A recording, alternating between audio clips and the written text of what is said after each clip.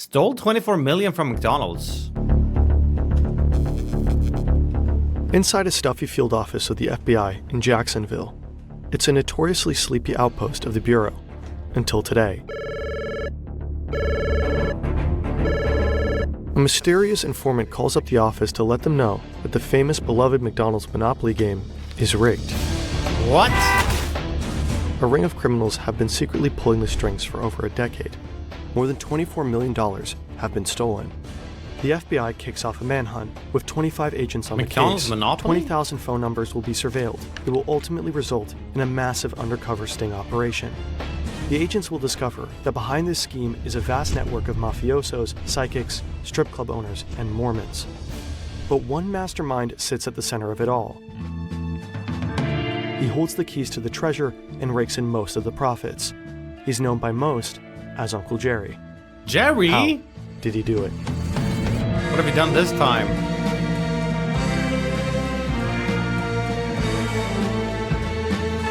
What, the tuna?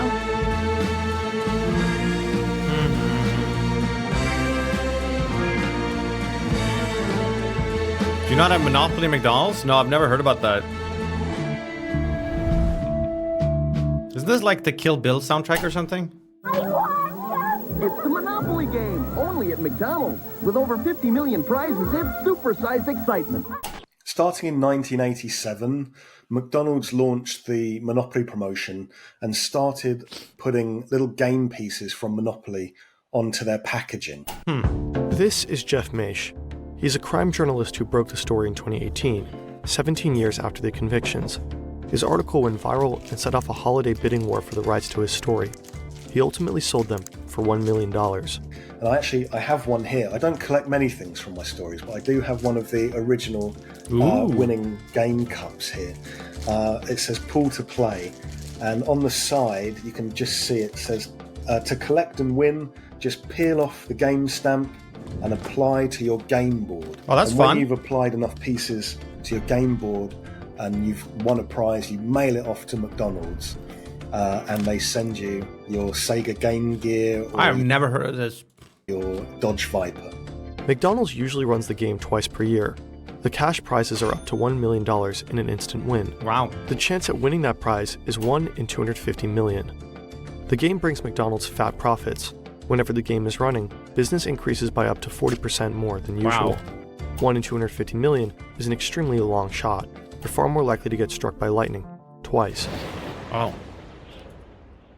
But Germany the had this? caller on the phone with the agents in Jacksonville that day said that 3 of the recent big-ticket winners were in fact related, despite having different names.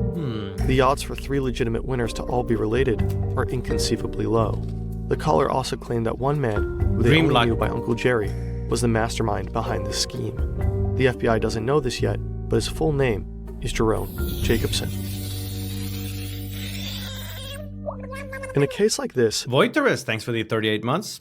the FBI might have to surveil suspects to collect evidence. But what if someone collects all this information about you and they don't have a legitimate reason? Today, the internet is full of threats. Some of them involve our most sensitive information. In fact, there is a huge shadow industry Rats surrounding defend our dogs. data. Good So-called shit. data brokers snatch your browsing history, your contact information, and your online transactions. This data is often bundled into shadow profiles that are then sold. You may receive a robocall or tailored email based on your shadow and give Incogni the right to act on your behalf. Incogni then contacts the data brokers and requests the removal of your sensitive information.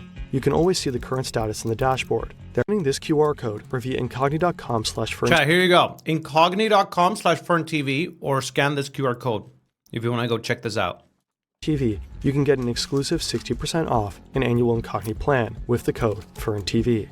With the family and friends plan, you can invite up to 4 additional people. All right, Fern. Always Who's just incredible characters in American true crime history, because he was at one stage a good guy, a police officer in Florida. As a kid, Jerry is obsessed with becoming an FBI agent. When he Oh, starts really? working as a Great. police What the fuck? officer, it seems like he's on that track. But his career in law enforcement is very brief. He develops health problems and is unable to continue. Jerry the cop. Later, he finds a job in security at Simon Marketing. This is where he really finds his stride. He's known for being ultra-professional and ultra-fastidious, so he quickly rises through the ranks. What does this word mean, please? Fastidious? In just a few years, he's earning 6 times his police officer salary. It's the end of the 80s. Jerry is now the head of security at NymN Marketing. McDonald's outsources almost all of their promotional activity to the company. So when the chain comes up with the ingenious idea of starting a monopoly promotion, NymN Marketing is tasked with producing and distributing the game pieces. Oh. So it was Jerry's job to ensure the security of the entire promotion. So he arrived at work, he had to supervise the big supercomputer that would draw the winning piece. He would supervise the technicians who were putting the winning tokens onto the packaging. He had to personally scissor them out from a printing press. Jerry's a tough boss. As a former cop, he's obsessed with rules and security. He's constantly writing up people for little missteps, and he hounds everyone in the factory involved in token production, even following them to the bathroom and checking their shoes to make sure none have been stolen. Kinda weird, Jerry. Jerry personally delivers the winning pieces to McDonald's packaging factories across the country. He hides each piece in a secret vest that he wears under his shirt as he's travelling around the United States, feeling a little bit like a secret agent or a superhero with a secret. Every time he arrives in a new state, he's carrying a secret piece that's going to make somebody a millionaire. When new game pieces are released, Jerry makes a big flashy show of how secure the process was. In truth, Jerry starts stealing from McDonald's. His first theft is small fry. At this point, he only wants to help his stepbrother Marvin Braun out and maybe show off a bit to prove that he can. So in 1989, he gives Marvin a game piece worth $25,000. Marvin is the first fake winner. Wow. Pretty much a victimless crime, right? McDonald's is giving away the money anyway. And it's not like the chain is some noble charity. The game earns them considerable profits. Plus, Jerry later testifies that whenever the computer selected a Canadian factory to get a winning token, NymN Marketing would allegedly run the program again so that a US location was chosen. In Jerry's view, this means the game is already rigged in favor of American players. So why not fuck Canada? Get his own piece of the pie? And then one day he's talking to his butcher in the local supermarket and he tells the butcher what's going on and the butcher says, well, I'd like to It's win. Christmas. Wake up! Thanks, Captain157, for resubscribing. Jerry agrees, but he wants to make sure that nothing traces back to him. So he instructs the butcher to give the prize to a friend of his. And of course, Jerry turns on his television one day and there's a commercial from McDonald's with a lucky winner on it. And he sees his butcher celebrating his win and he goes crazy. Oopsie. And he calls the butcher and says, what are you doing? We know each other. You can't... We're friends. So Jerry decides that in the future he's going to have to find winners at random. He needs people that are not connected to him at all. And so the conspiracy grows bigger. Until this point, it's all relatively small amounts of money. But one day, Jerry receives a package by mistake.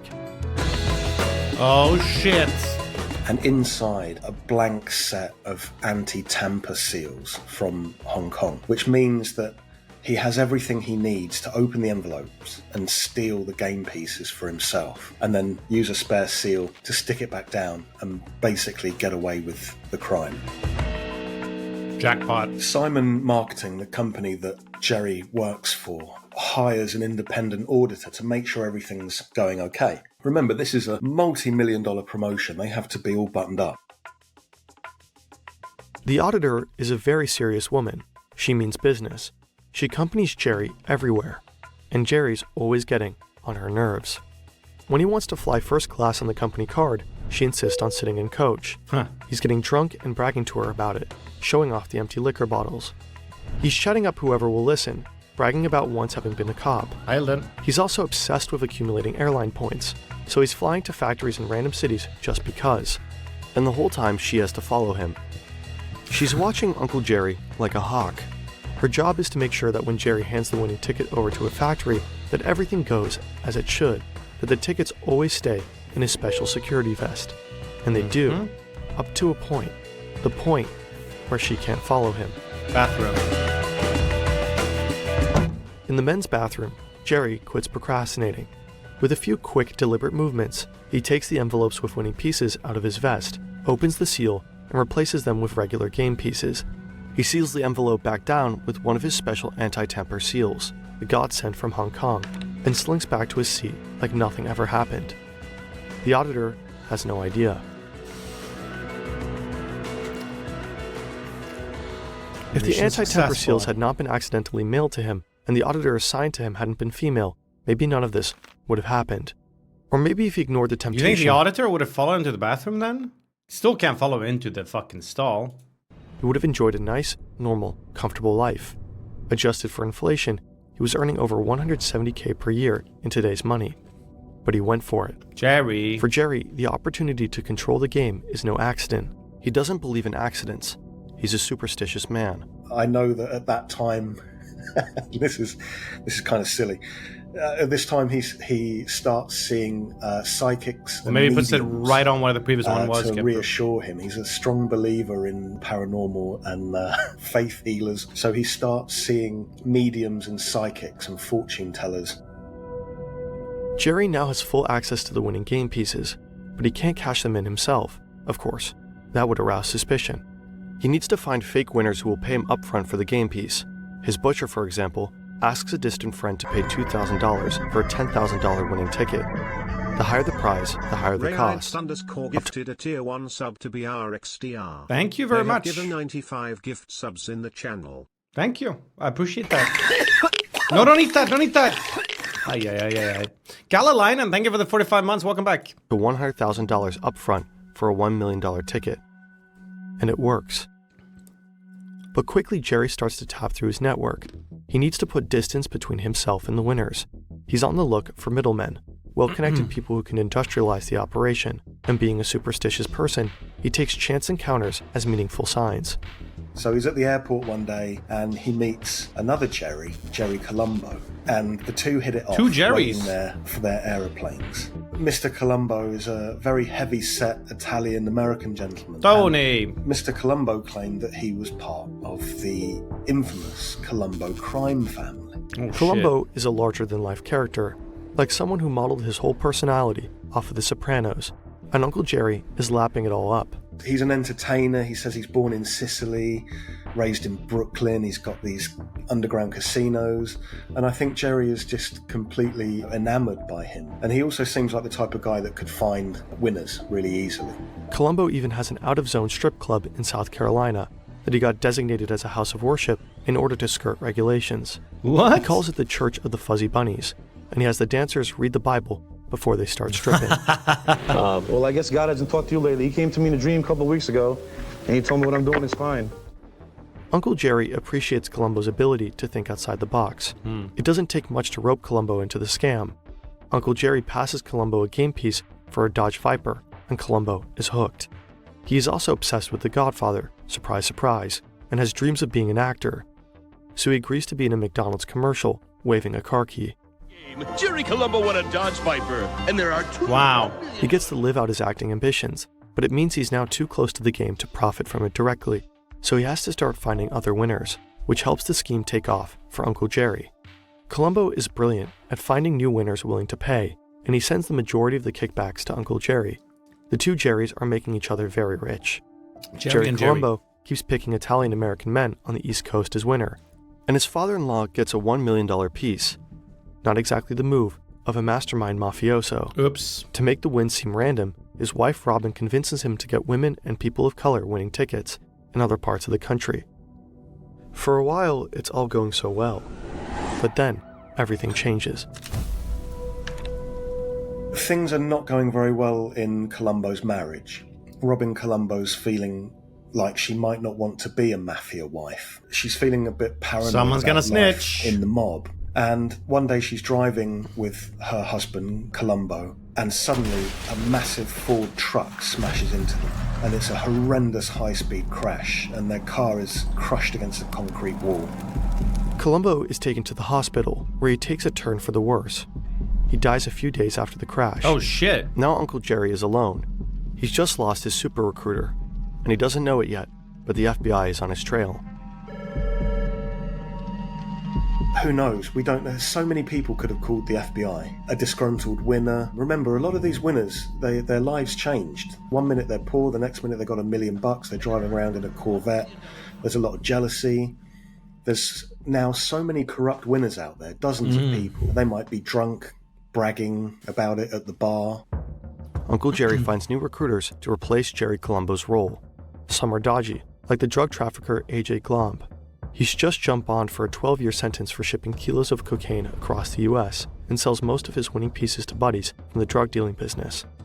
Other recruiters that Uncle Jerry finds are seemingly upstanding, like the Mormon Dwight Baker, a beloved member of his church with no previous criminal record. He's a real estate developer with 5 kids trying to get his dreams for a golf course and a luxury resort off the ground.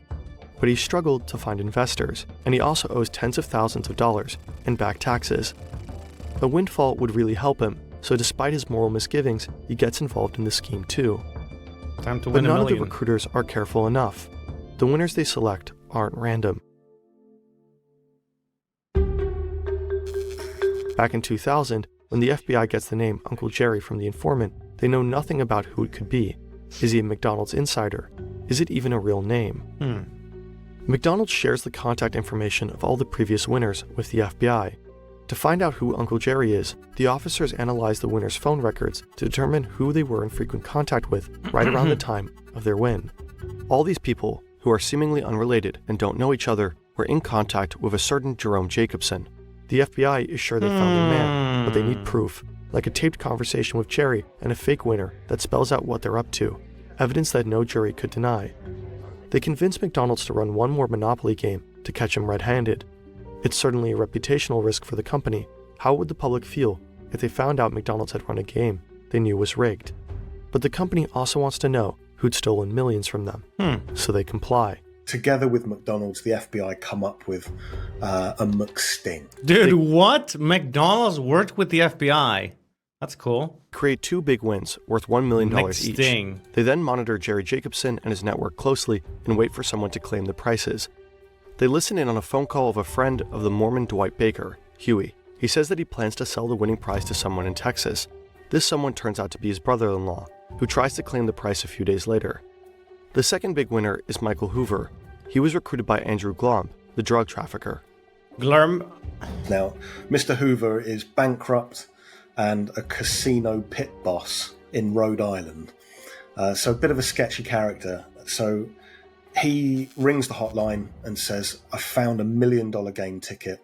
So the FBI and McDonald's decide to go down there to meet him. They knock on the door. They've got a giant check, you know, the comedy-sized checks, and a video crew, and all of the McDonald's whole staff shebang. are actually FBI agents who are undercover. Why don't you take a seat? And so they do a television interview, and Mr. Hoover gives this long-winded story about how he found his magic ticket. He bought a copy of a magazine. Wait, I want to see this.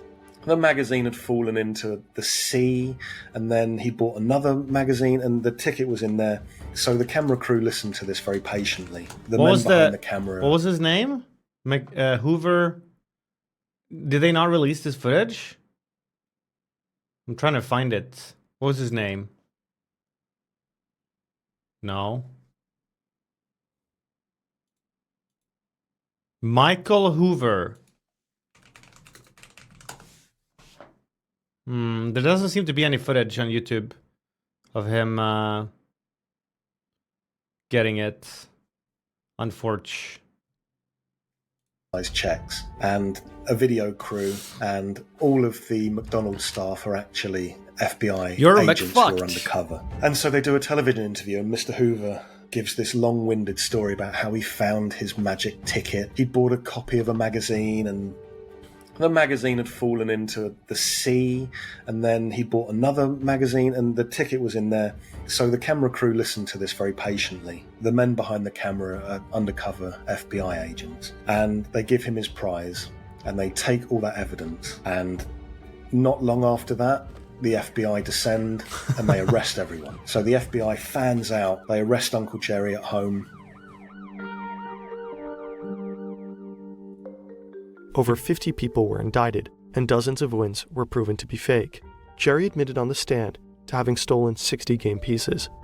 And for a while, America followed the consequences intensely. So many millions had played the McDonald's game, so people were invested in the story. Burger King tried to get a class action lawsuit together, alleging fake advertisement. The trial began on September 10th, 2001. Damn, Then, that was one day. Yep. the world's attention shifted. There were bigger things to care about than the McDonald's PR scandal. Damn. Nearly all of the 53 defendants pled guilty, including Uncle Jerry. Fines were issued and prison time was sentenced. Uncle Psyop? Jerry got the most, $12 million in restitution fees, and a 37-month prison sentence. Simon Marketing and the printing company who made the tokens were gutted, leaving hundreds jobless. Rip. And Dwight Baker Damn, was he ruined for his whole company. excommunicated from the Mormon Church.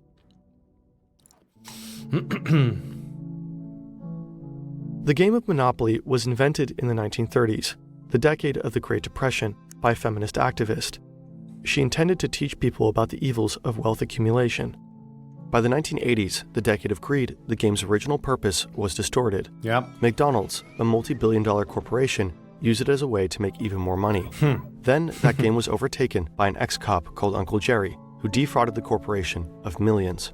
He turned himself into a real-life Uncle Pennybags, running around the United States, giving some people money, but taking more for himself. The perfect American fable. Uncle Jerry lived the high life for over a decade, but as anyone who's played Monopoly knows, sometimes you have to go to jail. It's just part of the game. Considering the huge Is he amount in of money now? stolen, the high price the investigation cost U.S. citizens, and the many people who lost their jobs through no fault of their own, Uncle Jerry's 3-year sentence feels like a light slap on 3 the wrist. years? He's retired in Georgia with his 7th wife in a nice big house. 7th wife? Sure, he has to pay back $12 million, but at a relaxed rate of just $370 per month. Besides, people who are close to him are sure Actually, he kept Jerry some the millions buried doctor. as a contingency plan. That's just the kind of guy he was. Whew. Okay. That was an interesting story. Man, 24 million. He could have kept it low profile and probably gotten away with it. Just like 25K here, 25K here. Why go after the $1 million prices? What a Nimrod. There's a best of internet daily notes. There's the new unusual memes. This thing looks insane. Ah!